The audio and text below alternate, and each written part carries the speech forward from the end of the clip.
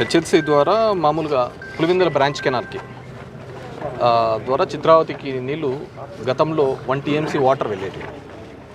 తర్వాత పరిస్థితుల నేపథ్యంలో ఇప్పుడు చిత్రావతికి గండికోట నుంచి నీళ్ళు అనేది లిఫ్ట్ జరుగుతూ ఉన్నది.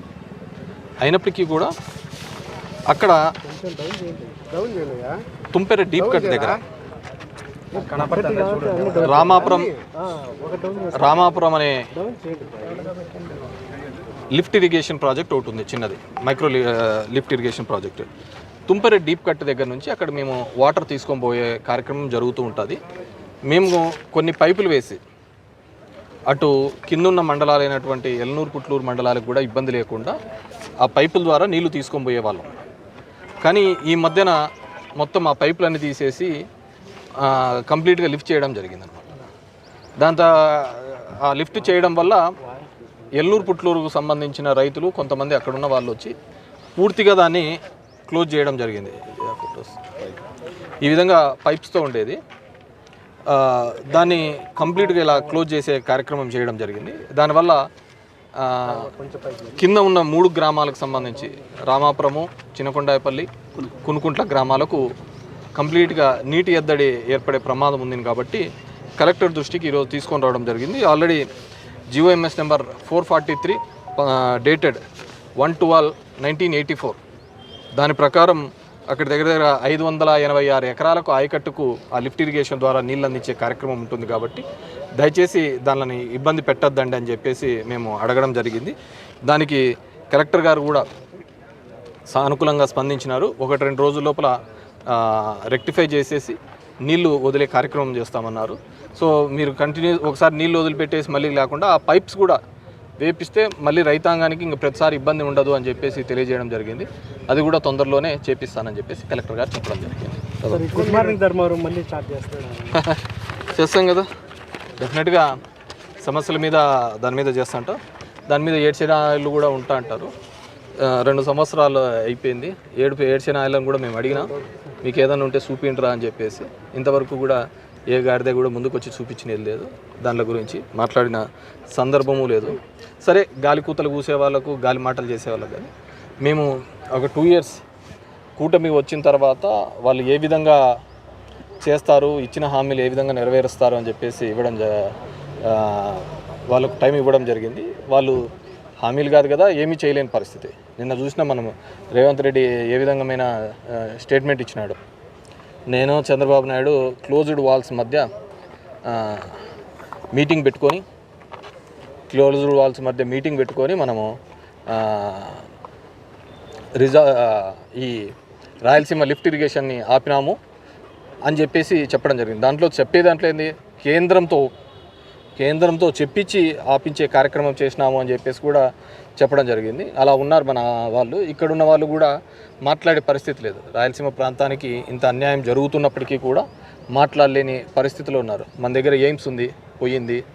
మనకు వచ్చిన లా యూనివర్సిటీ ఇక్కడ కర్నూలులో పోయింది, హైకోర్టు పోయింది, బ్యాంక్స్ పోయినాయి, అన్నీ తీసుకుపోయి అమరావతిలో పెడుతున్నారు. మనం ఊరికే రాయలసీమ అని తొడగొట్టుకోవడము, రాత్రులు అయితే కారం ఎక్కువ తినడం అయిపోతానే కొన్నాళ్ళు అయిపోతే బిశ్వాస్ దగ్గర పోయి పైల్స్ ఆపరేషన్ చేయించుకోవడం. ఇది తప్ప రాయలసీమలోకి ఏం జరగటంలే. ఇక్కడ అంత ఊరికి లేని పౌరుషాల పేర్లు చెప్పుకొని ఉప్పు కారం తింటాం తప్ప మన ప్రాజెక్టులు ఇన్ని పోతానే, మనం ఇవన్నీ జరుగుతానే కానీ మాట్లాడలేని దయనీయమైన పరిస్థితులలో ఈరోజు ఇక్కడున్న ప్రజాప్రతినిధులు ఉన్నారు, అందరూ ఉన్నారు అన్నమాట. రోజు మనకి ఏందైనా కావాలంటే, ఒక డిస్కషన్ కావాలంటే ఏందుంటుంది, అనసూయ, అన్వేషు, ఈ శివాజీ, ఇవే డిస్కషన్లు టీవీలలో. అరే నీళ్ళు ఎత్తకపోతున్నారా, నీళ్ళు రాకుండా ఆపుతున్నారా అనే దాంట్లో కూడా మాట్లాడలేనంత దౌర్భాగ్యమైన పరిస్థితి ఉంది. కూటమి అన్ని విధాలుగా కూడా విఫలం చెప్పింది అని చెప్పేసి అనుకుంటున్నాను. అదేవిధంగా ప్రతి దాంట్లోనూ కూడా ఏదో విధంగా ప్రజల్ని మభ్యపెట్టడం, మోసం చేయడం అనే ఒక ఆలోచనతో ఈ ప్రభుత్వం పనిచేస్తుంది తప్ప పేదవాడికి న్యాయం చేయాలనే దాని మీద పనిచేయటం లేదు. అన్నిటికంటే దారుణం ఏంటంటే ఇదే జిల్లాలో ఇక్కడే బండమీదపల్లిలో మొదలుపెట్టినటువంటి ఎన్ఆర్ఈజే స్కీమ్, బండ్లపల్లిలో మొదలుపెట్టినటువంటి ఎన్ఆర్ఈజేఎస్ స్కీము మొత్తం అంతా దాన్ని డైల్యూట్ చేసినారు. అది ఖచ్చితంగా రాబోయే 6-8 నెలల్లో దాని యొక్క ప్రభావం చూపుతుంది. మళ్ళీ ఇదే బెంగళూరు కావచ్చు, ఇంకో చోట కావచ్చు, వలసలు మొదలవుతాయి. గ్రామాలలో మొత్తం రైతు కూలీలు కానీ రైతులు కాదు అందరూ పోయి, ఇంతకుముందు పోయేవాళ్ళు మా ప్రాంతం నుంచి, ముదుగుబా ప్రాంతం నుంచి కేరళ పోయి అడుక్కు తినేవాళ్ళు. అనంతపూర్లో పోండి, ఎక్కడ ఏ కాలువలు ఎత్తేసేవాడు చూస్తే అనంతపురం. ఇప్పుడు మళ్ళీ అదే పరిస్థితి రాబోతుంది. ఎందుకంటే పండించిన పంటకు రైతుకు గిట్టుబాటు లేదు. ఇప్పుడు రైతు కూలీలకు కావచ్చు, కర్షకుడికి కావచ్చు, ఈ ఉపాధి హామీ తీసేస్తే ఇంకా దాంట్లో మొత్తము డ్యామేజ్ అయ్యే పరిస్థితి ఉంది. కాబట్టి వీ హ్యావ్ టు చూడాలి. ఇప్పటికైనా సరే అనంత ప్రజలు, అదేవిధంగా ప్రజాప్రతినిధులు ఎప్పుడు మొత్తం స్వీప్ ఇస్తున్నాం కదా సీట్లు, అందుకు బాగా కావాలన్నమాట. 12 ఇస్తున్నాం కదా. చంద్రబాబు చెప్తున్నాడు, మోసం చేస్తున్నాడు, మళ్ళీ మనం వింటానం పోతాం, అదే పద్ధతిలో. సార్ ఎన్ఆర్జీఎస్కి సంబంధించి ఫిబ్రవరి 2 కాంగ్రెస్ పార్టీ ధర్నా చేస్తాం, అంటే రాహుల్ గాంధీ అందరూ వస్తారు, వాళ్ళ బండ్లపల్లి వాళ్ళకి మద్దతు ఇస్తారన్నారు మీరు. ఈ పథకం పేదవాడికి ఇచ్చే ఈ పథకం నిర్వీర్యం చేసే దాంట్లో అది రాహుల్ గాంధీయా, ఇంకోరా అనే కాదు.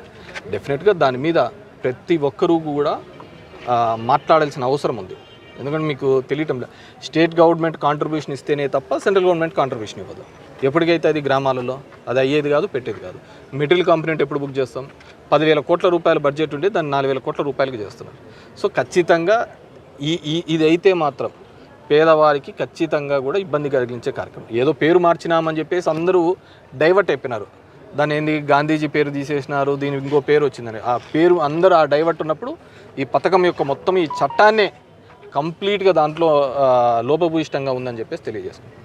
సార్ 2029లో ధర్మవరం నియోజకవర్గానికి బీసీకి ఇస్తారు, జగన్మోహన్ రెడ్డి గారు మిమ్మల్ని తాడిపత్రికి పొమ్మన్నారు అని బయట వినపడుతుంది. నీకు నీ విశ్లేషణ కొనుక్కొస్తుంది కానీ నాకు అనవసరమైన విషయం.